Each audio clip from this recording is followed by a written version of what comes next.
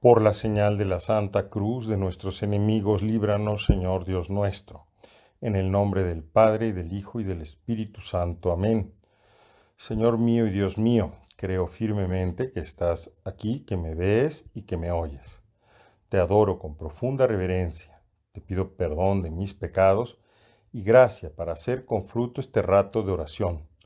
Madre mía Inmaculada, San José mi Padre y Señor, Ángel de mi guarda, intercedan por mí.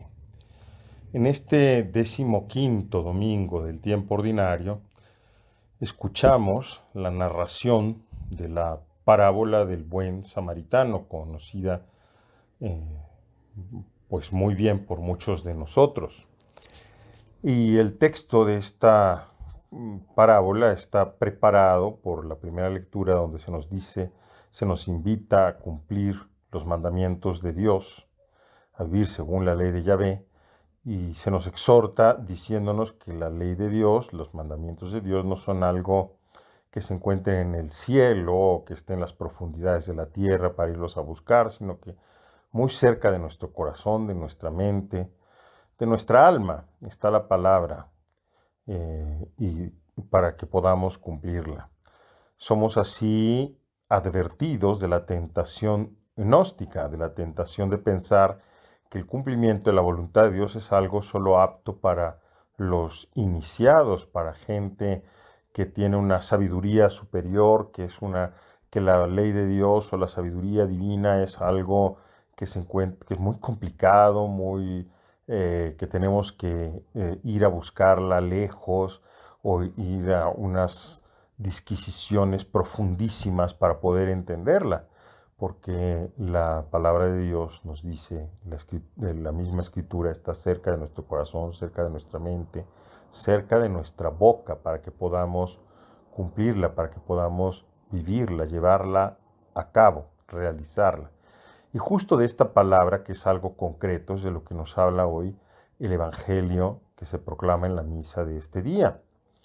Un escriba, es decir, un sabio de Israel, un doctor de la ley, le pregunta a Jesús: Señor, ¿cuál es el primero de los mandamientos? Una pregunta que de entrada no es una pregunta ociosa, porque la ley de Israel está constituida, además de las 10 palabras del Éxodo, del libro del Éxodo, de los 10 mandamientos, como los conocemos nosotros, está constituida también de la interpretación de esos 10 mandamientos, que constituía, según el Talmud, algo así como 2000 preceptos.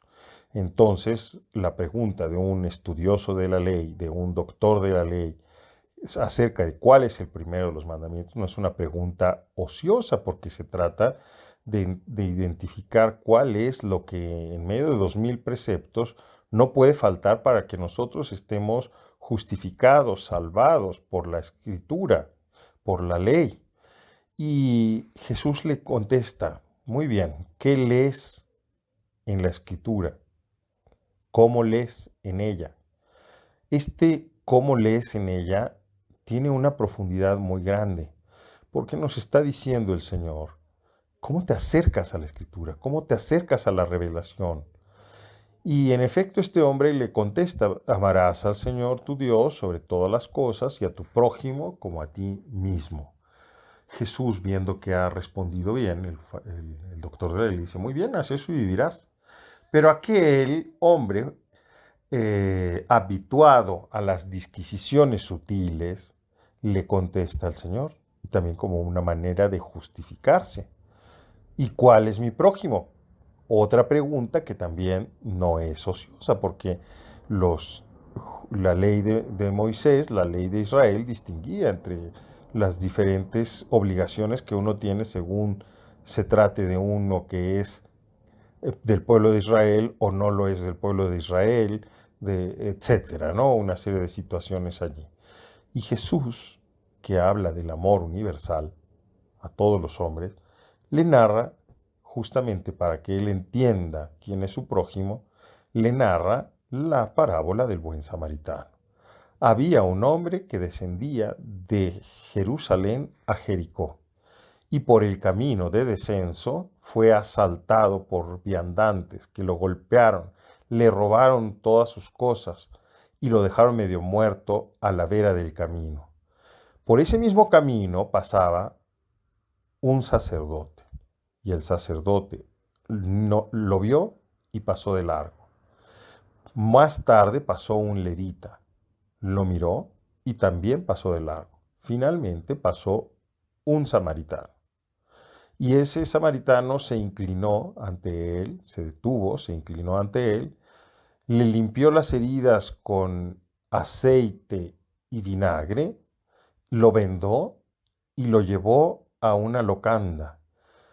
Le dijo al dueño de la locanda, dándole 2 monedas, 2 denarios, le dijo, cuida a este hombre y lo que gastes de más te lo pagaré a mi regreso. ¿Quién se comportó como prójimo de este hombre? Pues el samaritano. Pero ahora, para que entendamos bien el contenido de esta parábola, vamos a detenernos en algunos detalles que son altamente ilustrativos. En primer lugar, este hombre que desciende desde Jerusalén hasta Jericó. ¿Qué significa Jerusalén y qué significa Jericó? Jerusalén es la ciudad de la bendición, es la ciudad del encuentro de Dios con los hombres, es la ciudad ritual por excelencia. Y este hombre se aleja de Jerusalén, desciende. ¿Y desciende hacia dónde? Hacia Jericó, que como ustedes recordarán, es la ciudad de la maldición, la ciudad maldita por Dios. Es el símbolo del pecado, del alejamiento de Dios. Este hombre que desciende y que es atacado por los viandantes, es símbolo de la condición del hombre concreto, que somos tú y yo, y que son tantos de nuestros contemporáneos, que abandonan la fe y que descienden, que hacen un camino de degradación, que hacen un camino de descenso hacia la maldición, hacia la perdición. Y es en ese camino de descenso donde el hombre puede ser atacado por los viandantes, estos viandantes que no son otra cosa que los demonios, los vicios, los pecados, las idolatrías, los miedos que nos paralizan, nos destruyen, que nos roban todo, nos roban sobre todo nuestra dignidad, nos dejan medio muertos, sanguinantes, sangrantes, decimos en castellano, perdón. Y en un momento dado pasa por el mismo camino un levita y un sacerdote, y ninguno de los dos tiene la compasión de detenerse ante este hombre. No nos perdamos, Jesús le está respondiendo a un doctor de la ley, a un fariseo, a un sabio de Israel. Un hombre que sabe perfectamente que un sacerdote y un levita no pueden detenerse ante un hombre que está sangrando, porque tocar su sangre, tocarse para acudirlo, implica quedar ellos mismos contaminados. La sangre es algo santísimo y tocar la sangre es quedar contaminados y tener que entrar en un proceso de purificación, según la ley, bastante complicado. Por ello, ellos, hombres del culto, hombres de la observancia de la ley, pasan de largo. Y no es sino hasta que se acerca un samaritano, que para este sabio de Israel comprende que se trata de un hereje, y en otras palabras es el mismo Jesús que hace no de la ley por la ley, sino que hace de la misericordia, de la compasión, su norma de vida, quien se puede inclinar hasta este hombre medio muerto, que evidentemente tiene una existencia alejada de la ley y del querer de Dios, de la alianza con Dios, es el que puede inclinarse misericordiosamente para curarle. ¿Y cómo lo cura? Lo cura quizás de una manera que no es la más apta para atender a una persona en esas condiciones, con aceite de olivo y con un poco de vinagre, de vino. ¿Qué significa esto? Pues no es tanto el hecho de la asepsia o de la cura que el samaritano le da, sino que se trata de unos signos que los padres de la iglesia saben leer, que son los signos de los sacramentos, la Eucaristía, el agua, el vino, que es símbolo del bautismo, de la unción santa del bautismo. Es decir, es este Jesús que acude a salvar a aquellos que se encuentran al margen de la ley, que están, a los que no les alcanza la ley para poder entrar en esta justificación, en esta salvación, porque la ley ya no es suficiente para poder dar salvación.